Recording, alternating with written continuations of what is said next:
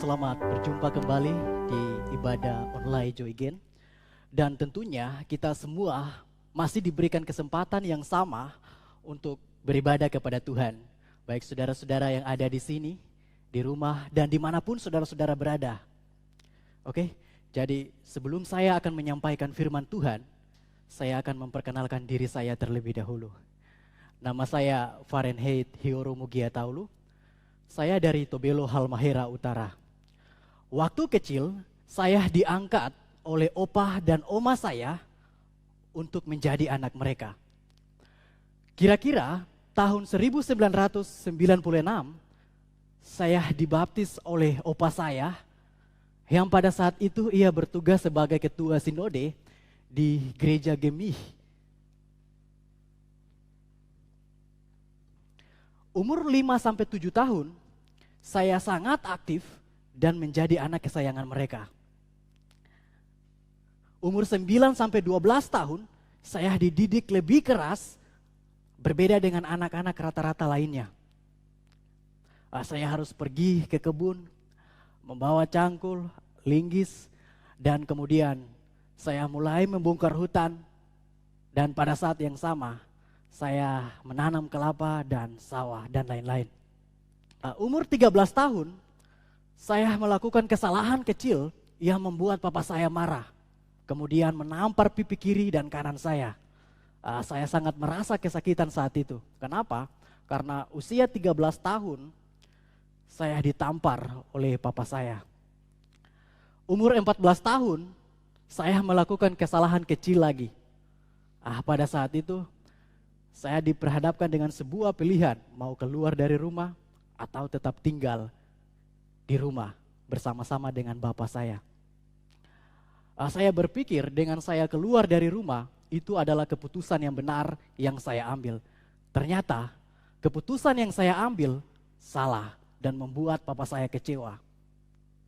Kemudian saya berpikir ternyata sesuatu yang saya anggap benar belum tentu benar, dan sesuatu yang saya anggap salah belum tentu itu salah.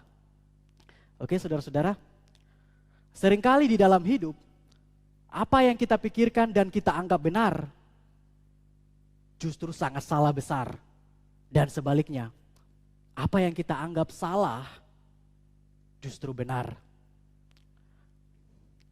Dan ironisnya, hampir semua manusia yang hidup tanpa keputusan yang benar. John Maxwell mengutip tulisan Anne Potter seperti ini. Saya terkejut melihat tidak ada keputusan dalam hidup banyak orang. 50% manusia di bumi tidak peduli kemana mereka melangkah. 40% belum memutuskan dan bersedia mengikuti arah manapun. Hanya 10% yang tahu, memutuskan, dan kemana mereka harus melangkah. Tapi tidak semuanya yang melangkah dan pergi untuk memutuskannya. Jadi hanya 5% yang berhasil memutuskan kemana mereka harus melangkah. Jadi dari 100%, ada 95% orang yang ada di dunia hampir bingung apa yang mereka harus putuskan dan kemana mereka melangkah. Pada tahun 1517, ada seorang tokoh yang cukup terkenal. Siapa dia? Ia adalah Martin Luther. Martin Luther adalah tokoh reformasi yang menentang beberapa ajaran dan praktik dalam ajaran gereja Katolik Roma. Ia sangat membantah pandangan Katolik mengenai indulgensi atau surat indulgensi pada saat itu. Kenapa Martin Luther sangat membantah ajaran mereka? Karena ajaran mereka menekankan seperti ini. Kalau saudara-saudara dosanya terhapus, saudara-saudara harus bayar. Dan pada saat saudara-saudara membayar, saudara-saudara akan dipulihkan dari dosa saudara-saudara. Jadi, untuk memulihkan dosa saudara-saudara, saudara-saudara harus bayar. Bayar harga dan saudara-saudara menjadi putih, kudus kembali. Nah, itu pandangan Roma Katolik pada saat itu. Dan itu dikritik oleh Martin Luther pada saat itu. Dan keputusan Martin Luther adalah membuat reformasi, gerakan baru, yaitu gereja Protestan. Dan apa yang terjadi? Orang-orang Yahudi melabel Martin Luther bahwa Martin Luther adalah orang yang sesat, mengajarkan sesat kepada pengikut-pengikutnya. Dan bahkan keputusan Martin Luther cukup mengganggu bagi kaum Yahudi pada saat itu. Nah, saudara-saudara, baru-baru ini kita dengar berita yang cukup viral yang terjadi di ibu kota kita, yaitu Jakarta. Ada seorang gubernur DKI Jakarta, tentunya saudara-saudara tahu siapa dia. Dia adalah Ahok. Jadi Ahok berpikir dia melakukan sebuah keputusan yang benar sehingga membuat DKI Jakarta atau ibu kota Jakarta semakin maju. Ternyata malah sebaliknya. Apa yang dia anggap benar, ternyata itu salah bagi orang lain. Jadi Ahok berpikir apa yang dia katakan, apa yang dia lakukan itu benar. Dan membuat pengikutnya percaya dan mengikuti apa yang dia katakan. Ternyata sebaliknya, saudara-saudara. Justru pengikutnya mengatakan bahwa Ahok salah. Apa yang dia putuskan itu tidak benar. Dan membuat dia masuk penjara pada saat itu. Jadi hari ini kita akan belajar bersama-sama dari teman baik Tuhan Yesus Kristus yang mengambil keputusan yang salah, kemudian dia berakhir dengan sia-sia. Oke, jadi kita akan lihat sedikit biodata singkatnya tentang tokoh tersebut. Siapa dia? Dia adalah Yudas Iskariot. Yudas Iskariot adalah anak Simeon. Saudara-saudara bisa melihat di dalam Yohanes 3 ayat 26. Yudas adalah contoh orang yang beriman kepada Tuhan Yesus, tetapi pada satu titik dia juga cinta uang dan cinta kedudukan. Yudas Iskariot adalah salah satu murid dari 12 pengikut Tuhan Yesus Kristus. Nama Yudas terkenal dengan pengkhianat, suka mencuri dan menjual Tuhan Yesus dengan uang 30 uang perak. Itu adalah harga seorang budak pada zaman itu. Yang menarik dari Yudas adalah ia tidak mempunyai kekuatan untuk mengkhianati Yesus atau menjual Yesus. Tetapi ada pribadi lain yang menggerakkan Yudas untuk menjual Yesus atau mengkhianati Yesus. Yudas Iskariot menyesal karena sudah menyerahkan Yesus Kristus yang tidak bersalah untuk dieksekusi mati oleh pemerintah Romawi pada zaman itu. Jadi keputusan Yudas membuat Yesus Kristus mati di atas kayu salib. Nah, saudara-saudara,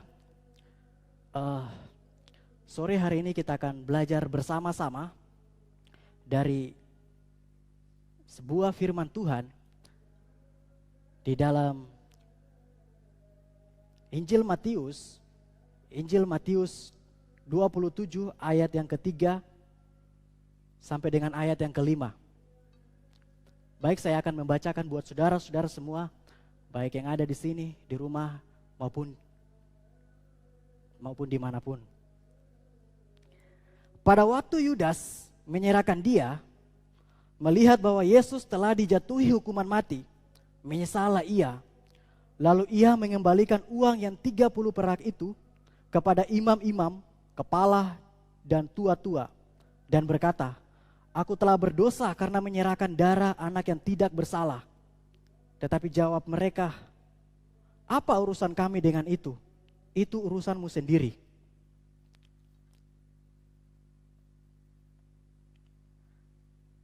Jadi pembacaan Alkitab kita, saya memberi tema keputusan. Nah, apa itu keputusan? Jadi menurut teman-teman, apa itu keputusan? Menurut Kamus Besar Bahasa Indonesia, keputusan adalah tidak berhubungan dengan siapapun. Jadi saya memilih untuk tidak berhubungan dengan siapapun. Mau teman saya, karena saya tidak memilih berteman dengan dia, maka dia tidak menjadi teman saya lagi. Dengan siapapun, itu adalah keputusan yang kita ambil. Dan kadang kita berpikir keputusan yang saya ambil itu benar. Ya, benar bagi kita. Bagi orang lain belum tentu itu benar.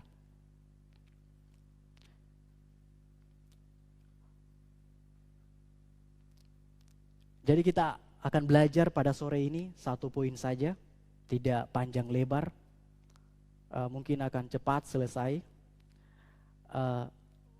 Keputusan adalah interpretasi yang salah.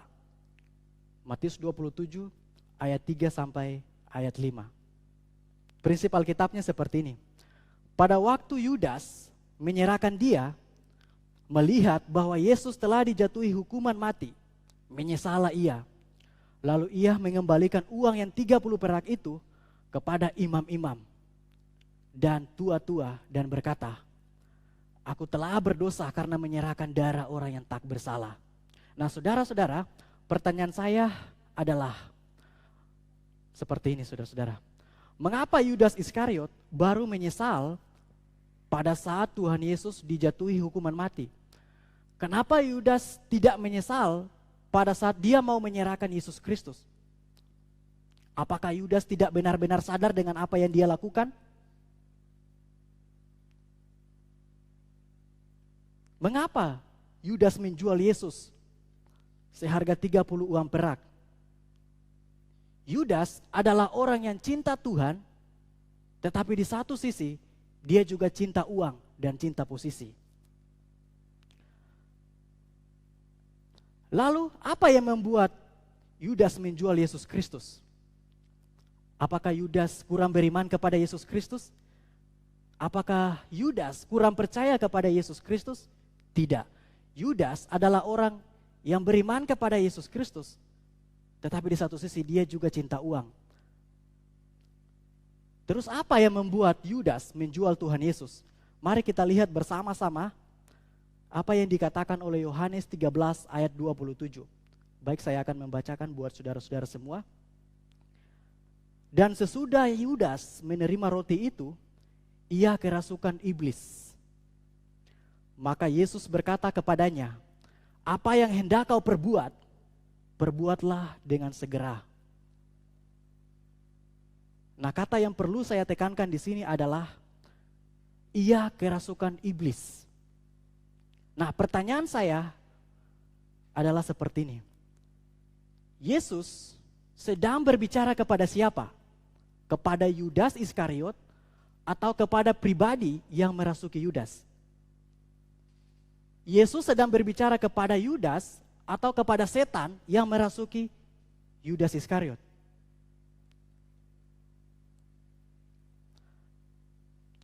Lalu kenapa Yesus berkata, apa yang hendak kau perbuat, perbuatlah dengan segera?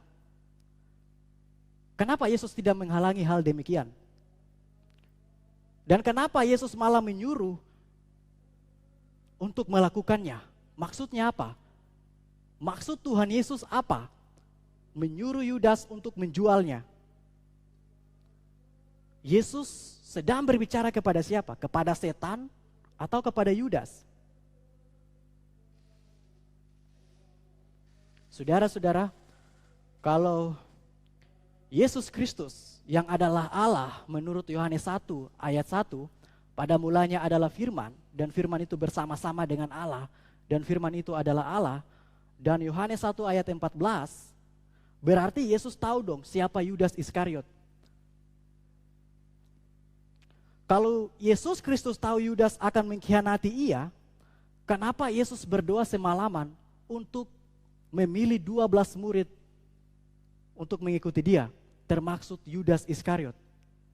Atau jangan-jangan Yesus tidak tahu kalau nantinya Yudas akan mengkhianati dia? Siapa Yesus Kristus ini? Kalau benar dia adalah Allah yang menjadi manusia, masakah dia tidak tahu siapa Yudas Iskariot? Dan kalau Yesus Kristus tahu kenapa Yesus memilih Yudas Iskariot untuk menjadi salah satu dari 12 murid.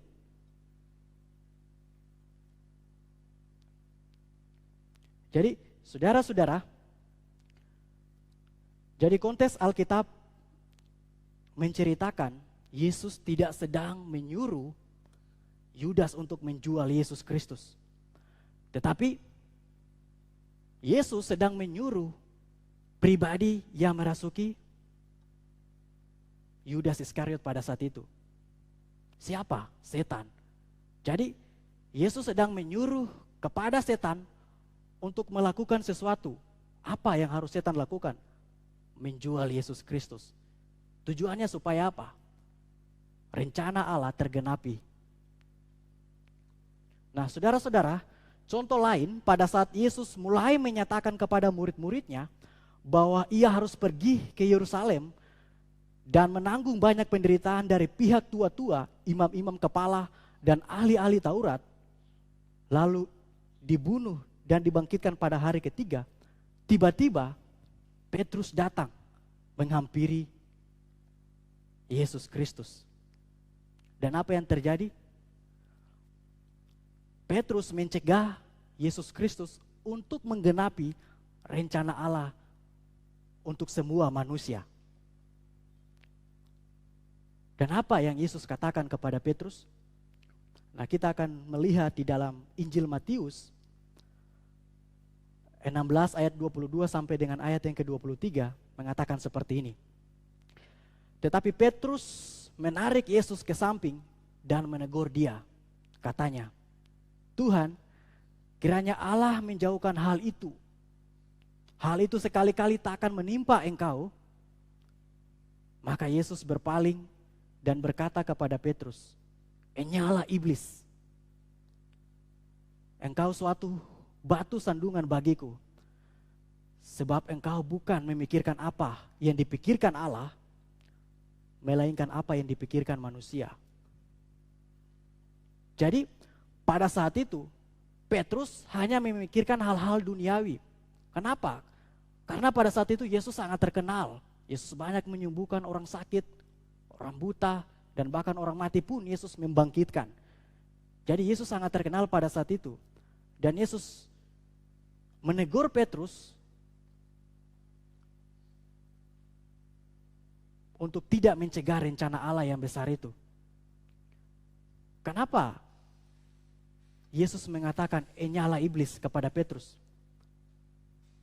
Karena Petrus hanya memikirkan hal-hal duniawi saja, tidak memikirkan hal-hal kerajaan surga yang Yesus Kristus kerjakan.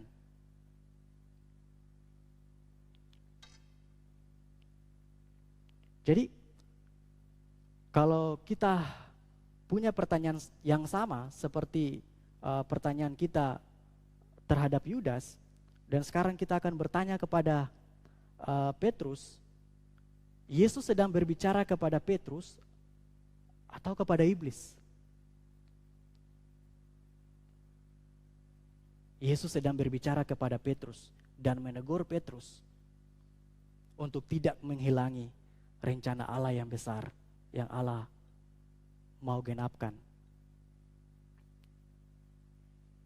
Jadi kalau kita bandingkan Petrus dan Yudas akan jadi seperti ini.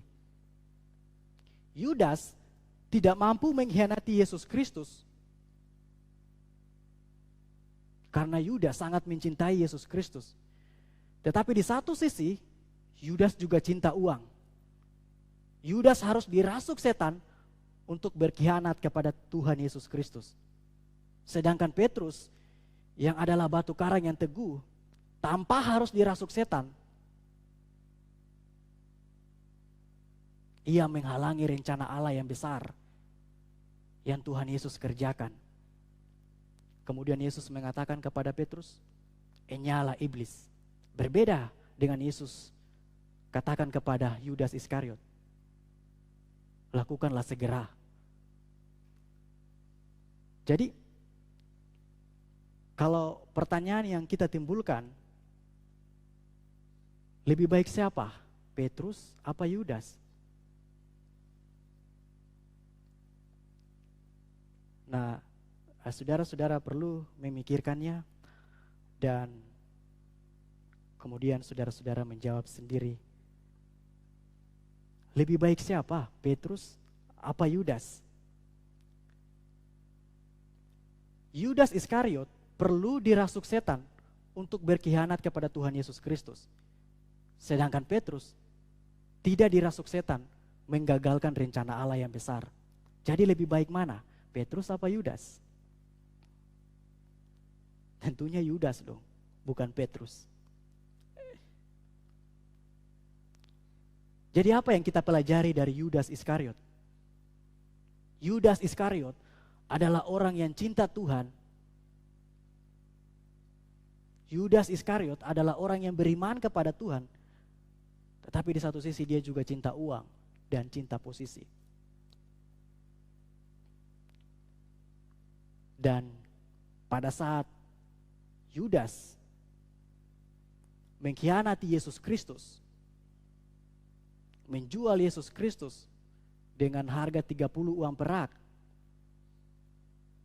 dan kemudian Yudas melihat bahwa Yesus akan dihukum mati, dieksekusi oleh tentara Romawi pada saat itu, Yudas menyesal dan pergi dari tempat itu.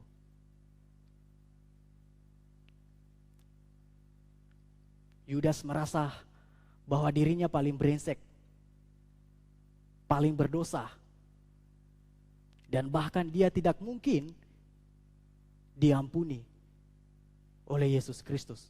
Kenapa? Karena dia menjual gurunya sendiri.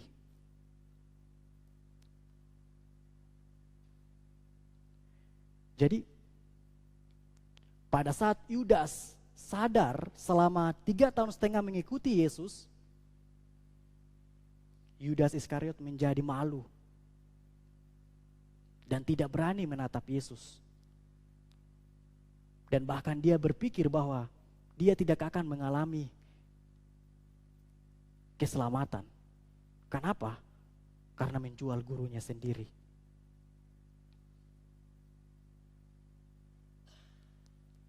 Pada saat yang sama, Petrus juga menyangkali Yesus Kristus, bahwa Petrus tidak mengenal Yesus Kristus.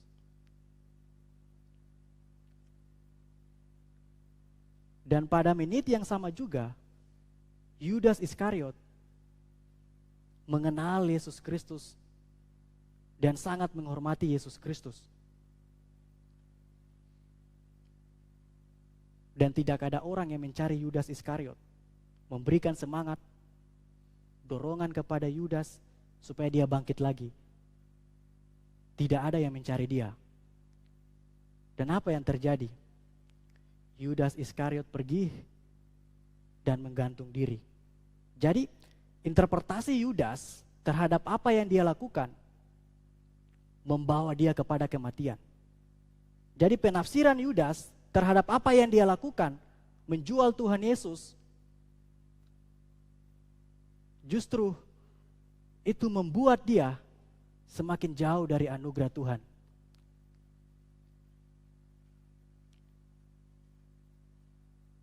Yudas Iskariot sebelum mendengar perkataan Tuhan Yesus di atas kayu salib, dia sudah mengakhiri hidupnya. Bagaimana kalau dia mendengarkan perkataan Tuhan Yesus di atas kayu salib? Ya Bapa, ampunilah mereka, sebab mereka tidak tahu apa yang mereka perbuat. Termaksud Yudas Iskariot tidak tahu apa yang dia perbuat.